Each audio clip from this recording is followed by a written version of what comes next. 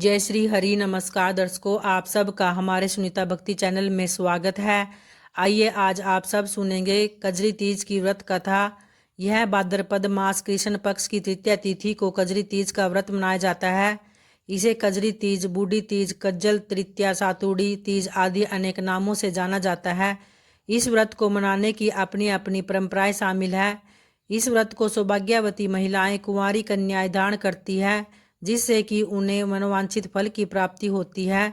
सौभाग्यवती महिलाएं इस व्रत को पति की लंबी उम्र तथा घर में सुख समृद्धि, दाम्पत्य जीवन खुशहाली की वृद्धि से यह व्रत दान करती है तथा कुंवारी कन्याएं योग्य वर की कामना से यह व्रत दान करती है।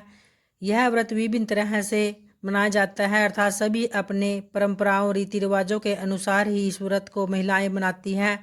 इस दिन बहुत सी जगहों पर गेहूं, जौ, चना, चावल, सेतु में घी और मीठा डालकर उसके कई पदार्थ बनाकर और फिर चंद्रमा निकलने के उपरांत पूजन आदि कर उसी का भोजन ग्रहण किया जाता है।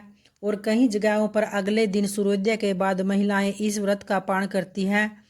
तो सभी अपने अपनी रीति रिवाज से इस व्रत को धारण करती है। तो आइए भक्तों, अब सुनते हैं कजरी तीज की पौराणिक व्रत कथा। कथा के अनुसार प्राचीन समय में एक गांव में एक गरीब ब्राह्मण दंपति रहते थे। वह इतना गरीब था कि जैसे तैसे वह केवल 2 वक्त का ही भोजन कर पाता था। ऐसे में एक दिन जब भाद्रपद महीने में कृष्ण पक्ष की तृतीया तिथि की कजरी तीज आई तो वह ब्राह्मण की पत्नी ने कजरी तीज का व्रत रखने का संकल्प लिया और उसने तीज माता का व्रत रखा। उसके बाद ब्राह्मणी ने अपने पति से कहा कि सुनो जी, आज मैंने तीज माता का व्रत रखा है, आज कहीं से चने का सेतु लेकर आइए। तो इस पर ब्राह्मण ने कहा कि मेरे पास कोई भी पैसा नहीं है, मैं सेतु कहाँ से लेकर आऊँ। तो इस पर ब्राह्मणी ने कहा कि मैं यह नहीं जानती, बस मुझे कहीं से सेतु लाकर दे दीजिए, चाहे आप चोरी ही क्यों ना करिए, लेकिन मुझे सेतु लाकर दीजिए। लेकिन आपको मेरे लिए सेतु लाना ही है। यह सब सुनकर ब्राह्मण चिंतित हो गया। आखिरकार वह बिना पैसे के सेतु कहाँ से लेकर आए।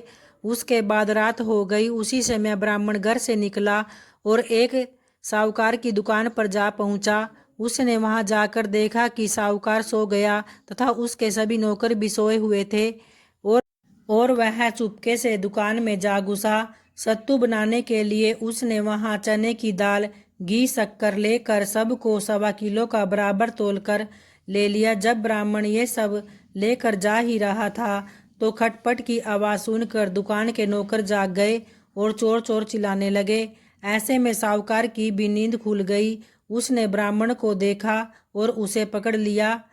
साहूकार की गिरफ्त में आए हुए ब्राह्मण ने बहुत ही विनम्रता से कहा कि हे साहूकार, मैं कोई चोर नहीं हूँ। मेरी पत्नी ने आज कजरी माता तीज का व्रत किया है। मैं केवल 1.25 किलो सत्तू लेने के लिए आया हूँ, लेकिन सत्तू ना मिलने पर 1.25 किलो सामग्री लेकर जा रहा था। ऐसे में आप मेरी तलाशी लेकर देख लीजिए। इस पर साहूकार ने उसकी तलाशी ली। उसके पास सत्तू के सामान के अलावा कुछ भी न मिला। ब्राह्मण ने कहा कि हे साहूकार, चांद निकल आया है, ब्राह्मणी मेरा इंतजार कर रही होगी। यह सब देखकर साहूकार का मन भी भर आया।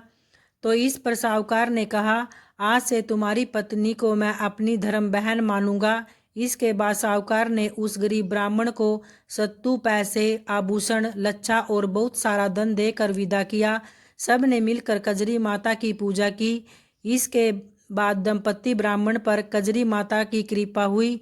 इस व्रत से उस दंपति के दिन फिर आए, अर्थात अच्छे दिन आ गए।